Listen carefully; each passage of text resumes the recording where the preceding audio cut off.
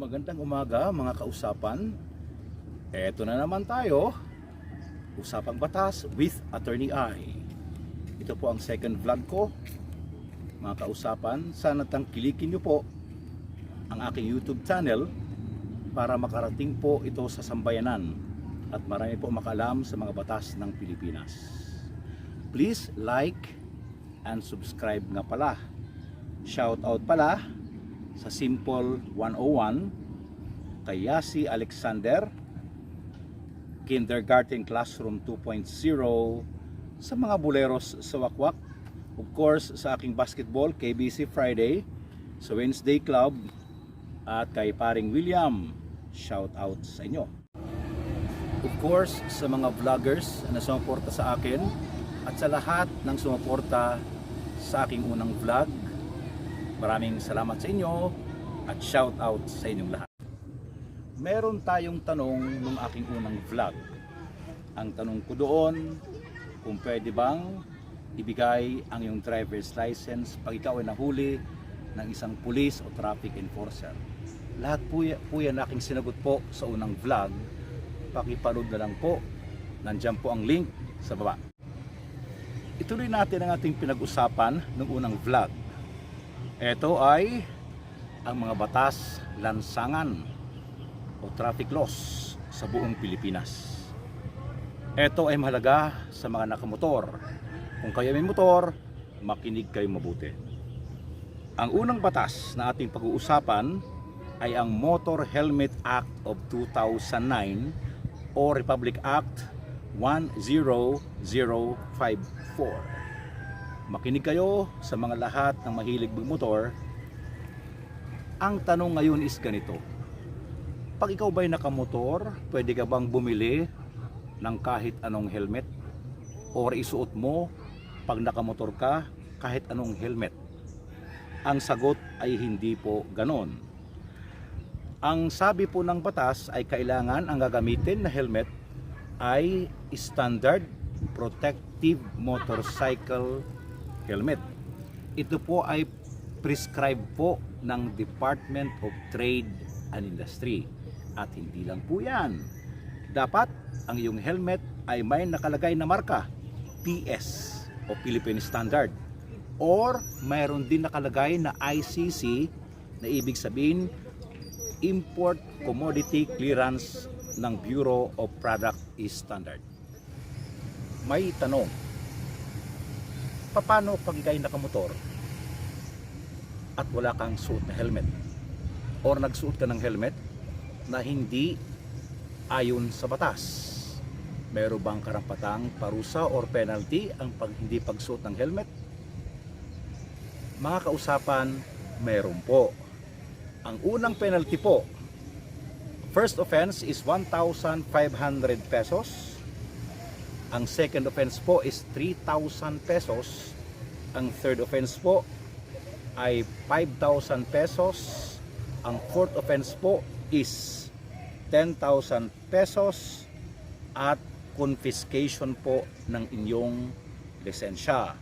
So tandaan nyo, sa mga nakamotor, sa mahilig magmotor, kailangan magsuot ng helmet. Hindi lang po yan para sa inyong kaligtasan, pero para din sa kaligtasan ng buhay mo at ng lahat. Dumako naman tayo sa ikalawang batas na lansangan, ang Anti-Distracted Driving Act of 2016 o Republic Act 10913. Ito ang batas na ipinagbabawal ang paggamit ng electronic at communication devices habang nagmamaneho o nakahinto ang sasakyan sa red light. Ibig sabihin, habang nagmamaneho ka or ang iyong sasakyan nakahinto sa red light, hindi ka pwedeng gumamit ng mga anumang electronic or communication devices. Ating alamin, ano ba ang electronic device? Ang sabi po ng batas, ito ay any handheld electronic device capable of digital information processing, recording, capturing operations such as but not limited to laptop, computers, tablets, video game, consoles, and calculators. Ang communication devices naman ay electronic communications equipment such as but not limited to: una, cellphone; pangalawa, wireless telephone; pangatlo, two-way radio transceivers, pagers, and other similar devices capable of transmitting, receiving, or both of encrypted data and or signals through wireless, electronic, or any other similar means. Alam niyo mga kausapan, ang pinaka ating nababiolate talaga ay ang cellphone. Kasi karamihan sa atin, nakamotor man, nakakotse man, nakadrive ng truck, whatever, ano drive man dyan, lagi tayong tumitingin sa ating mga cellphones kahit nagpapatakbo ng ating mga sakyan. Ang tanong na naman, meron ba ito exceptions? Pwede ka ba talaga gumamit ng cellphone while driving? Ang sabi ng batas, pwede naman kung ito naman ay hands-free. Pwede kang gumamit ng cellphone kung ito naman ay hindi mo hinahawakan. Pwede kang gumamit ng, una, ay ang earphone. Ang pangalawa, kung ang kotse mo ay may speaker, pwede. Kaya nga, pinapayagan ang Grab, Lalamove, at kung ano pa dyan para makagamit ng kanilang mga cellphone while doing their business.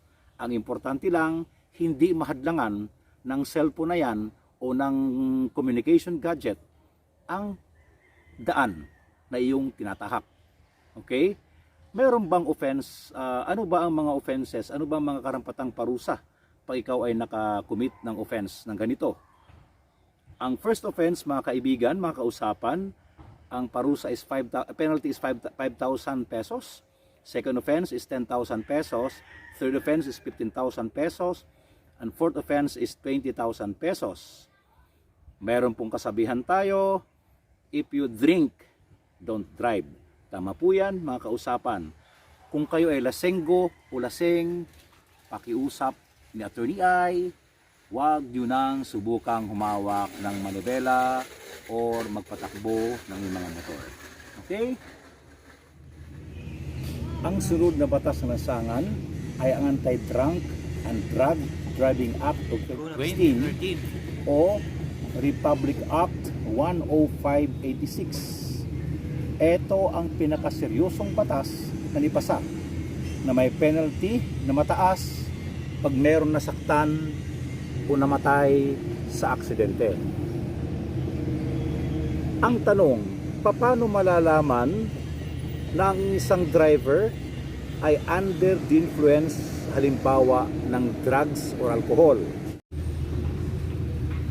Pag ang driver ay overspeeding, weaving, lane straddling, buminto bigla or sudden stop, swerving, poor coordination, evident smell of alcohol in a person sa kanyang hininga, then signs of use of dangerous drugs, yan ay maaaring basihan para sila ay imbestigahan.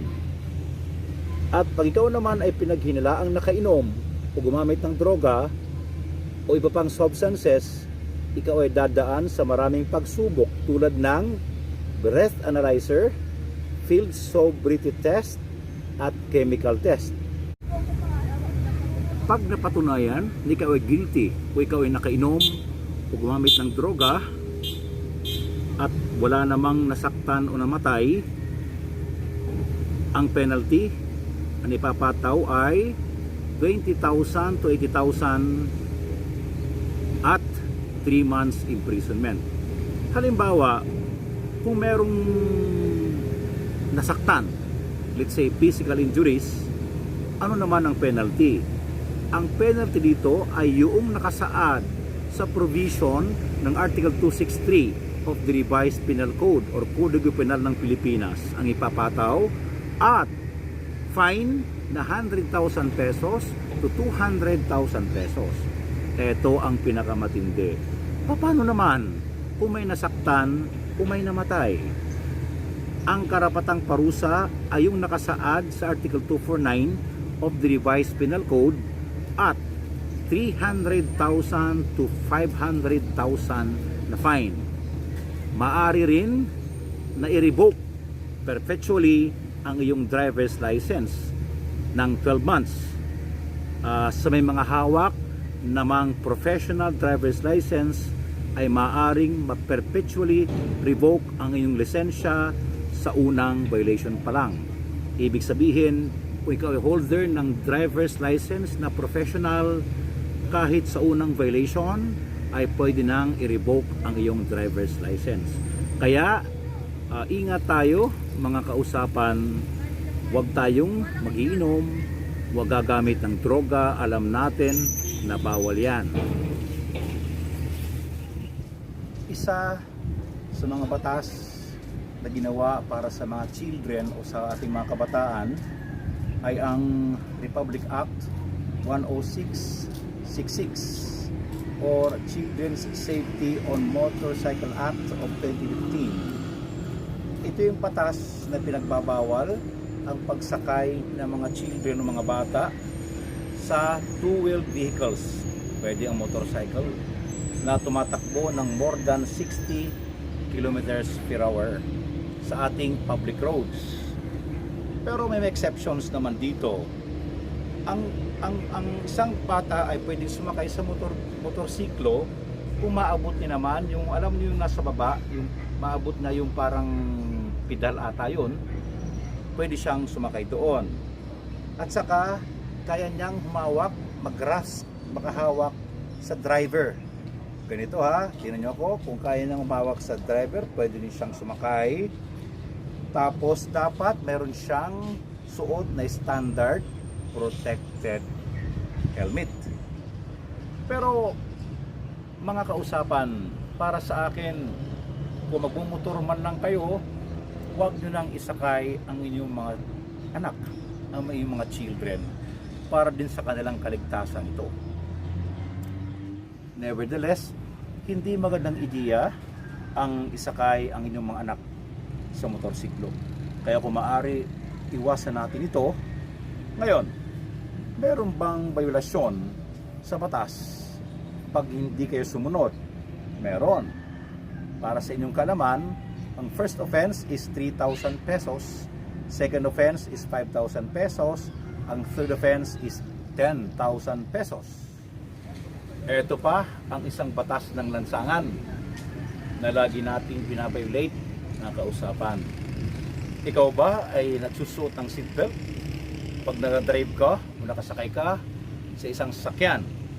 Ito ang Seatbelts Use Act of 1999 o Republic Act 8750. Ito ay ipinagbabawal ang hindi pagsuot ng seatbelts sa ating paggamit sa ating masakyan sa lansangan.